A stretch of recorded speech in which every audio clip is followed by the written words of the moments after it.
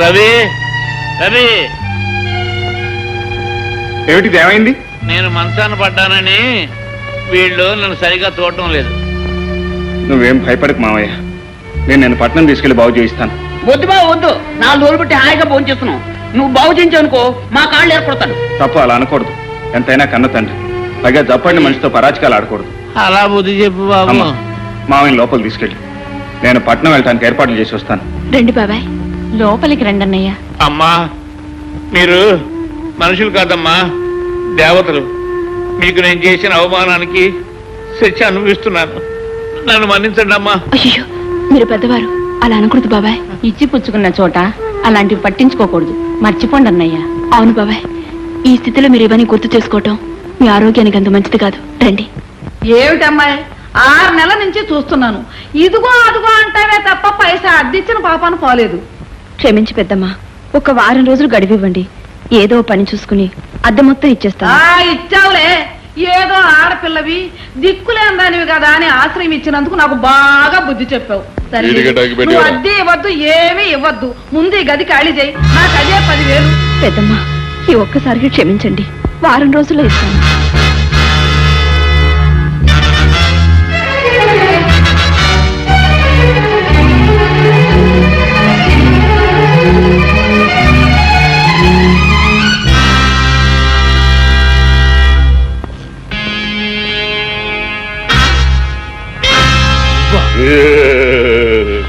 ఏమిటి దర్జాగా నా కుర్చీలో కూర్చున్నావు? ఇంకా నయం, నీ నెత్తెక్కి కూకోలేదు. మళ్ళా ఇంత ధైర్యం నీకెలా వచ్చిందిరా? లడాయిలో పిస్తోల్ ఎవడి చేతికి దొరికితే వాడికి ఎక్కడ లేని ధైర్యం వస్తుంది. మళ్ళా అంటే మనం చెట్టు నరికినా కుదురు మిగిలింది, పిలక పెరిగింది. మళ్ళా అర్థమయ్యేటాడు. ఆ రోజు నదిలో అందరినీ తోసి చంపామనుకున్నాం, కానీ రాజ్యలక్ష్మి బిడ్డ బతికి బయటపడి పెద్దదై ఇప్పుడు మన పీకల మీద వచ్చి పడింది. మళ్ళా ఎలా తెలుసుకున్నావు? ముమ్మూర్తులా వాళ్ళ అమ్మ పోలికి బంధించి ఉంచిన నీకిట అనుమానం ఉంటే వచ్చి చూసుకో. మళ్ళా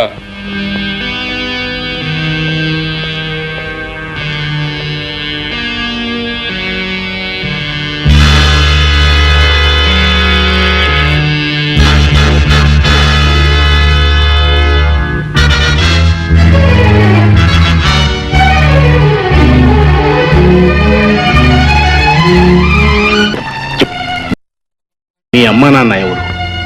నాకేం గుర్తులేదు. నా చిన్నతనంలో గోదావరి ఒడ్డున పడి ఉంటే ఎవరో తీసుకెళ్లి అనాథాశ్రమంలో చేర్పించారట, అంతే నాకు తెలుసు. కనీసం నిన్ను చేర్చిన వారైనా నీకు తెలుసా? అది కూడా నాకు తెలీదు. ఎప్పుడు నన్ను చూడటానికి కూడా ఎవరూ రాలేదు. నా మాట నమ్మండి బాబుగారు. దిక్కులేని దాన్ని, ఇప్పటికే అన్ని విధాలా మోసపోయిన దాన్ని, మీ బిడ్డలాంటి దాన్ని. ఈ పసికందు ముఖం చూసైనా నన్ను వదిలేండి బాబుగారు. లేమ్మలే, దిక్కులేని దానివన్నావుగా, మేమే నీకేదో ఒక దారి చూపిస్తాం. ధైర్యంగా ఉండు. అనుమానం తీరిందా బిడ్డ? నువ్వన్నట్టు ఈ అమ్మాయి రాజలక్ష్మి కూతురే, కానీ ఈ విషయం ఈ అమ్మాయికి తెలియదు. అదృష్టవంతులం. తెలియజేయడానికి నేనున్నాను కదా బిడ్డ. కపాలి, ఈ నేరంలో నీకు భాగం ఉంది.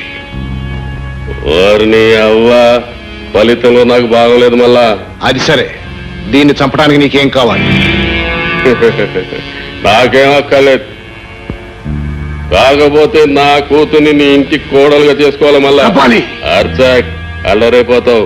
ఆ పిల్ల నా చేతిలో ఉంది, గుర్తు పెట్టుకో. మళ్ళా ఒరేయ్, నీకు కావలసినంత డబ్బిస్తారా? నీ బోడి పైసలు ఎవడు కావాలి? ఆ పిల్ల రాసి అని చెప్తే ఆస్తి దక్కుతుంది. ఆస్తి దక్కిందంటే నీకంటే ఎక్కువ పైసలు ఇస్తుంది. మళ్ళా మర్యాదగా నా కూతుర్ని నీ ఇంటి కోడలు చేసుకో. అయితే నాకు కొంత టైం గడువు ఇస్తా, కానీ గడువులో నన్ను మోసం చేసి ఆ పిల్లని ఎత్తుకపోయినవో నీ రక్తాన్ని సారాలో కలుపుతా. మళ్ళా అలాగే అలాగే అలాగే. ఇక పోరిని భద్రంగా చూసుకోండి. మళ్ళా ఇంకా ఎంతసేపు కూర్చోబెడతారండి? అసలు ఇంతకీ ఇక్కడ ఎరువులు ఉన్నాయా లేవా? నీళ్లు బంగారంగాను, ఎరువులు కొట్లో ఎరువులు ఉండక చెరువులు ఉంటాయటయ్యా. హలో, అలాగా అయ్యా.